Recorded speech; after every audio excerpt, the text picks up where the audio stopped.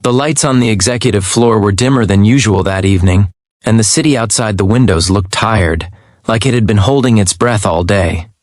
In the corner office, the CEO lay still on the leather couch, eyes closed, chest rising slowly. Everyone thought he was asleep.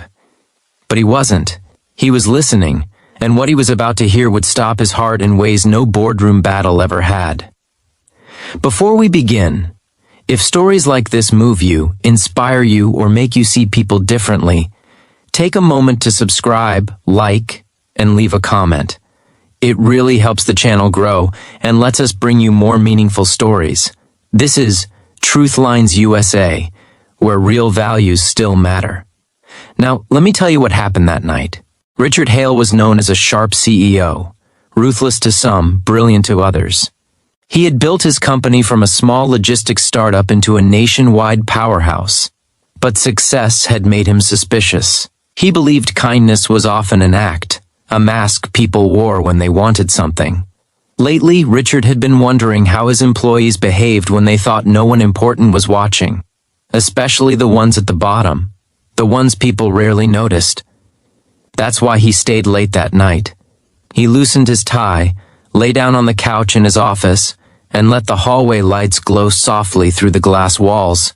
Anyone walking by would think the boss had finally burned out and fallen asleep. Around 10:40 p.m., the elevator doors opened quietly. A janitor stepped out, pushing a cleaning cart with squeaky wheels. His name was Miguel Alvarez. Miguel was in his early 40s with tired eyes and strong hands. He worked nights because days were reserved for his kids.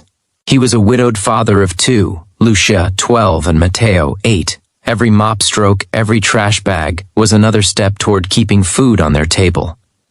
Miguel didn't know the CEO was watching. He hummed softly as he worked, an old tune in Spanish his wife used to sing. While cooking, when he reached the executive floor, he slowed down. The carpet was thicker here, the offices quieter.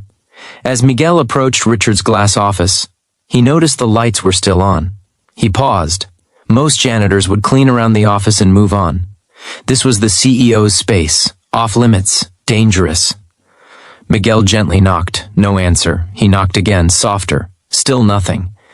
He peeked inside and saw Richard lying on the couch, eyes closed, shoes still on.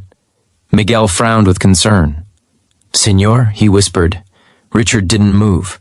Miguel stepped inside carefully, pushing his cart aside. He lowered his voice, like one does around someone who might be sick. "Sir, I don't want to scare you, but it's late. Are you okay?" Richard stayed perfectly still. His heart was pounding now. This was the test. Would the janitor steal, Snoops take advantage? Miguel stood there for a moment, unsure what to do. Then he quietly closed the blinds halfway, dimming the harsh city lights. "You'll sleep better," he murmured. That alone surprised Richard. Miguel went to the small office kitchen, poured a cup of water, and placed it on the table near the couch. He straightened the CEO's jacket that had fallen to the floor and gently placed it over the arm of a chair. Then, before leaving, Miguel did something unexpected. He sat on the edge of the couch just for a second. Richard's mind raced. This was it, the moment of truth. Miguel leaned forward and whispered, "I know what it's like to be tired in a way sleep doesn't fix." Richard's breath nearly stopped. Miguel's voice was barely audible, but every word landed like a weight. "I see you walking fast every day, always on the phone, always carrying the whole building on your shoulders. People think money makes it lighter. It doesn't." Miguel swallowed. "My wife used to say the same thing. She worked until her heart gave out. Literal heart. Doctors said stress helped it along." Richard felt a tightness in his chest. Miguel continued, unaware. "I don't know your story, sir, but I hope you remember you're human too. Even bosses are human." He stood up, adjusted the jacket once more, and whispered the words that froze Richard completely. "Your kids need you more than this company does." Miguel quietly left the office. The door closed with a soft click. Richard opened his eyes, staring at the ceiling. He didn't move for a long time. No one had spoken to him like that in years. Not with honesty, not with care. He thought of his daughter Emily away at college. He had missed her last birthday because of a merger call. He told himself it was necessary, important. But suddenly, it didn't feel that way. The next morning, Richard called HR. "Find me Miguel Alvarez," he said, immediately. Miguel was terrified when he got the message. He feared he had crossed a line, said too much, done something wrong. When he entered the CEO's office, Richard stood up and extended his hand. "Sit down," Richard said gently. Miguel's hands shook as he sat.